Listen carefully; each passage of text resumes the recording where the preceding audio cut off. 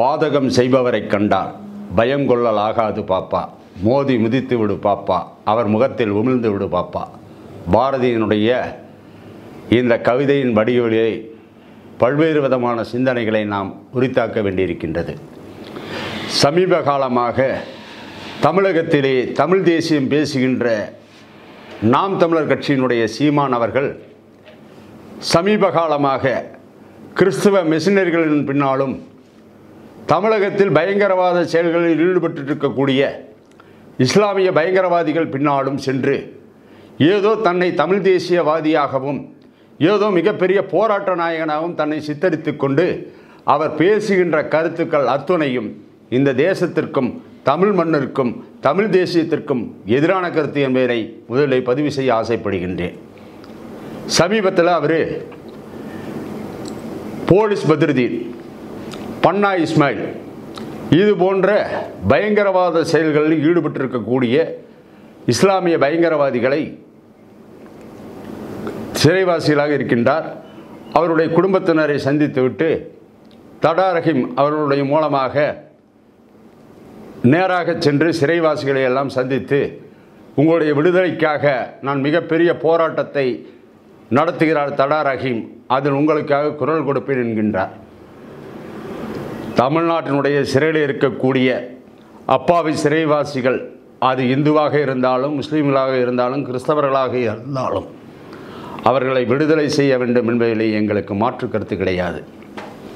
யார் இந்த பன்னா இஸ்மாயில், யார் இந்த போலீஸ் பத்ருதீன்? இதற்கு முன்னால் சிறையிலே இருக்கக்கூடிய இருந்த பாஷா, அவருடைய மைத்துனர், அதே போல் ஜாகிர் ஹுசேன், ஷாகுல் ஹமீது 28 ஆண்டுகளாக தீவிரவாத செயல்களில் மறைந்திருந்திருக்கக்கூடிய தற்போது தமிழக உளவு பிரிவால் கைது செய்யப்பட்டிருக்கக்கூடிய டெய்லர் ராஜா, இப்படியெல்லாம் நீங்கள் யோசித்து பார்த்தீர்கள் என்று சொன்னால் இவர்கள் ஏதோ இஸ்லாமிய அடிப்படைவாத கொள்கைகளை கையிலே வைத்துக்கொண்டு தமிழகத்திலே தன்னை ஒரு போர் வீரனாகவும் ஜிகாதிகளாகவும் காட்டிக்கொண்டிருக்கின்றார்கள். யார் இன்று ஜிகாதிகள்? பழனி பாபா ஒரு இடத்திலே பேசுகின்ற பொழுது அவர் பேசுகின்ற கருத்துக்களை வைத்துக்கொண்டு சீமான் அவர்கள் சொல்லுகின்றார், பழனி பாபாவை போல ஒரு போராளி கிடையாது என்று சொல்லி. உண்மைதான். ஏனென்றால் அரசியல் எத்தர்களை எல்லாம் மிரட்டி பணம் பறிக்கக்கூடிய ஒரு கும்பலாகத்தான் பழனி பாபா இருந்திருக்கின்றார். அவர் பேசாத தலைவர்கள், வசைபாடாத தமிழகத்தினுடைய எந்த தலைவர்களும் அவர் விட்டு வைத்ததாக இல்லை. அப்படிப்பட்ட பழனி பாபாவை இவர் வைத்திருக்கின்றார். அடுத்தது இவர் வைத்திருக்கக்கூடிய நபர்கள் யார்? கிறிஸ்தவ பாதிரியார்கள். அதற்கு அடுத்ததாக இவர் வைத்திருக்கக்கூடியவர்கள் தமிழ் தேசியம் என்கின்ற பெயரிலே நக்சலைட்டுகள், தீவிரவாத செயல்களில் ஈடுபடுவர்கள், மறைமுகமாக இந்த தேசத்திற்கு எதிரான கருத்துக்களை பரப்புவார்கள். நான் கேட்குறேன், சிறைச்சாலையில் இருக்கக்கூடியவர்களை போய் பார்த்தீங்களே, மலைவளம் காப்பதற்காக கிரைனைட் குவாரிகளை தகர்த்தெறியக்கூடிய போராட்டத்தில் சிறை சென்றவர்களா, அல்லது மீனவர்கள் கடல் கடந்து போய் இலங்கை மீனவர்களால் பிடிக்கப்பட்டவர்களா, இல்லை சுடப்பட்டவர்களா, அல்லது நிலத்தை காப்பதற்காக போராடியவர்களா, இல்லை மண்ணின் மைந்தர்களா? இவர்கள் அனைவருமே ஒரு விதமான போதை கலாச்சாரத்திலே ஜிகாதிகள் என்ற பெயரிலே தமிழ்நாட்டிலே கடந்த 45 ஆண்டுகளாக வன்முறை பாதையை கையில் எடுத்தவர்கள். ஒரு சில வரலாறுகள் உங்களுக்கு தெரிந்திருக்க நியாயமில்லை. சீமான் கோவையிலே பொதுக்கூட்டத்திலே பேசிவிட்டு மதுரை சென்ற வீரத்துறவி ராமகோபாலன் அவர்களை மதுரை ரயில் நிலையத்தில் வைத்து வெட்டிய வழக்கிலே கைது செய்யப்பட்டவன் இந்த அல்லுமா இயக்கத்தை சார்ந்த பாஷா. அதற்கு பின்னால் ரயில்வே போலீஸார் அவர்களால் கைது செய்யப்பட்டு மதுரையிலே இந்த வழக்கு நடந்து கொண்டு இருந்த பொழுது அவன் விடுதலையாவதற்கு துணை நின்றவர் இயேசுவா கனகபால் என்கின்ற ஒரு கிறிஸ்தவர்.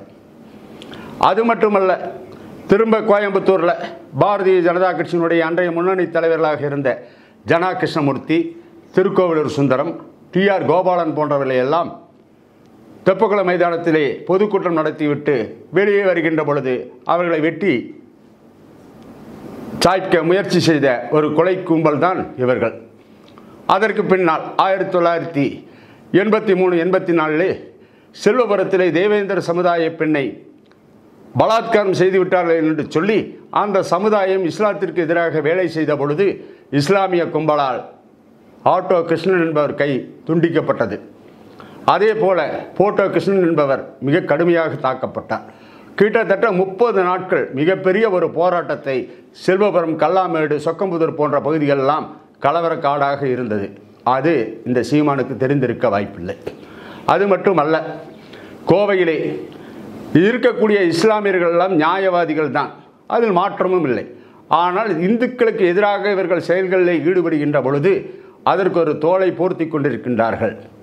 எப்படிப்பட்ட தோல் என்று சொன்னால் பசுந்தோல் போர்த்திய புலியாக. அன்றைய தினத்திலே இந்து மத கடவுளர்களையும் இந்து தெய்வங்களையும் இழிவுபடுத்தி பேசக்கூடிய திராவிடர் கழகத்தினுடைய போர்வையிலே இந்த தீவிரவாத இயக்கத்தை சார்ந்தவர்கள் செயல்பட்டார்கள். திராவிடர் கழகத்தை கடுமையாக எதிர்த்து கடுமையாக விமர்சனம் செய்ததற்காக திராவிடர் கழகத்திலிருந்து இஸ்லாத்தையும் விமர்சித்த ஃபாரூக் என்பவரை படுகொலை செய்த கூட்டம்தான் இந்த கூட்டம்.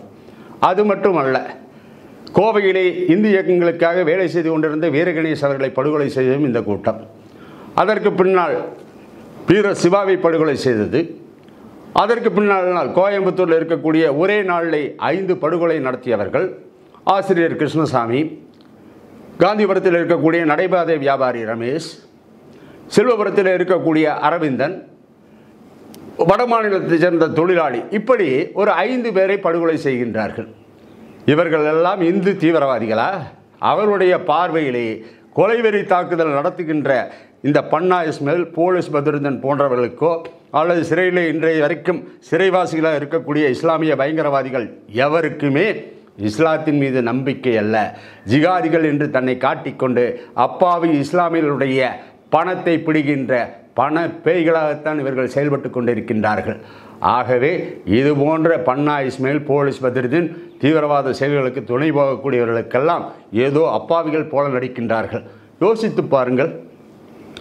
1993 RSS அலுவலகத்திலே குண்டு வெடித்து பலியானார்களே, அன்றைக்கு இந்த சீமான் பேச முடியுமா? 94 ராஜகோபால், மதுரையினுடைய இந்து முன்னணியுடைய தலைவர், தன்னுடைய சொந்த வீட்டின் முன்பாக வெட்டப்பட்டாரே, அது சீமானுக்கு தெரியுமா? திருச்சியிலே ஸ்ரீதர் அவர்கள் படுகொலை, சென்னையிலே இருக்கக்கூடிய சுரேஷ் அவர்கள் படுகொலை, அரவிந்த் ரெட்டி படுகொலை, ஏன் பாரதிய ஜனதா கட்சியினுடைய பொதுச் செயலாளராக சேலம் ஆடிட்டர் ரமேஷ் அவர்கள் படுகொலை, அதற்கு பின்னால் வேலூரிலே இருந்து தன்னுடைய இந்திய இயக்க பணிகளை முடித்துவிட்டு கோவையிலே அவருடைய சொந்த பகுதியிலே இந்திய இயக்க வேலைகளை செய்து கொண்டிருந்த முருகேசன் படுகொலை செய்யப்படுகிறார். அதற்கு பின்னால் கோவையிலே இருக்கக்கூடிய முக்கியமான இந்திய இயக்கத்தினுடைய தலைவர்களை எல்லாம் பத்வா போட்டு படுகொலை செய்வோம் என்று சொல்லி சுவரொட்டி ஒட்டி இன்றைக்கு வரைக்கும் வன்முறைக்காடாக வைத்திருக்கக்கூடிய இந்த நிலையிலே கடந்த முறை தீபாவளிக்கு முதல் நாள் கோட்டை ஈஸ்வரன் கோவில் முன்பாக வந்து ஒரு வெடிகுண்டு நிரப்பப்பட்ட காரிலே வந்து முஃபீன் என்கின்ற ஒருவன் படுகொலை செய்வதற்கு முயற்சி செய்கின்றான் இந்துக்களை. அதை தெய்வாதீனமாக கோட்டை ஈஸ்வரன் மூலமாக அங்கேயே அந்த கார் குண்டு வெடிக்கப்படுகிறது. உடனே தமிழகத்தினுடைய முதலமைச்சர், தமிழ்நாட்டினுடைய அன்றைய டிஜிபியாக இருந்த சைலேந்திர பாபு அவர்கள், கோவை மாவட்டத்தினுடைய பொறுப்பு அமைச்சர் செந்தில் பாலாஜி, இது போன்ற அத்துணை நயவஞ்சர்களும் சிறுபான்மையினருடைய ஓட்டுக்காக நடந்தது சிலிண்டர் வெடிப்பு என்று சொல்லி தொடர்ந்து சொல்லிக் கொண்டிருந்த பொழுது தமிழகத்தினுடைய வெடிவெளியாக இருந்த அண்ணாமலை அவர்கள் இது சிலிண்டர் குண்டல்ல, இது தீவிரவாத செயல் என்று சொல்லி இன்றைக்கு மிகப்பெரிய அளவில் தேசிய பாதுகாப்பு முனையம் கோவையிலே வந்து இதை செய்ய வேண்டும் என்று சொல்லிய பொழுது அவர்கள் கையிலே எடுத்ததற்கு பின்னால் இன்றைக்கு 36 பேருக்கும் மேற்பட்டவர்கள் இன்றைக்கு சிறையிலே இருக்கின்றார்கள் என்று சொன்னால், இந்த தமிழகத்தில் இருக்கக்கூடிய வன்முறையாளர்களும் பயங்கரவாத சக்திகளையும் இனங்காணுவதற்கு தமிழக அரசு முனைப்பு காட்டுவதில்லை. தமிழகத்தில் எச்சில் பிழைப்பு நடத்தக்கூடிய திருமாவளவன் போன்றவர்கள், தமிழ் தேசியம் பேசக்கூடிய சீமான் போன்றவர்கள், கம்யூனிஸ்டவாதிகள், முற்போக்கு சிந்தனையாளர்கள் என்ற பெயரிலே பத்திரிகை ஊடகவியலாளர்கள் என்று சொல்லி திராவிட அடிவருடிகளுக்கு துணை கொண்டிருக்கக்கூடிய நியாய நடுநிலையாளர்கள் இல்லாத ஒரு சூழ்நிலையிலே இன்றைக்கு தமிழகம் சிக்கி தவித்துக் கொண்டிருக்கின்றது. இந்த நிலையினை மாற்ற வேண்டும் என்று சொன்னால் தமிழ் தேசியம் பேசுகின்ற சீமானவர்களை சிறைவாசியிலே இருக்கக்கூடிய அப்பாவி தமிழர்கள் என்று சொல்லுகின்ற அப்பாவி இளைஞர்கள் இருக்கின்றார்கள் என்று சொன்னால் அவர்களுடைய பட்டியலை விடுவதற்கு, அவர்களுடைய தவறுகளை மறைப்பதற்கு சீமான் துணை போகக்கூடாது.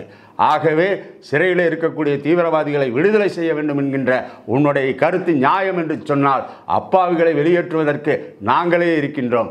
ஆனால் தமிழக அரசினுடைய பயங்கரவாத பட்டியலில் இருக்கக்கூடியவர்களை விடுதலை செய்வதற்கு சீமான் முயற்சி செய்தால் தமிழகத்திலே சீமானுக்கு எதிராக மக்களை திரட்டு மிகப்பெரிய போராட்டத்திலே ஈடுபட வேண்டிய கட்டாயம் ஏற்படும் என்பதை இந்த நேரத்திலே பதிவு செய்து விடைபெறுகிறேன். நன்றி, வணக்கம்.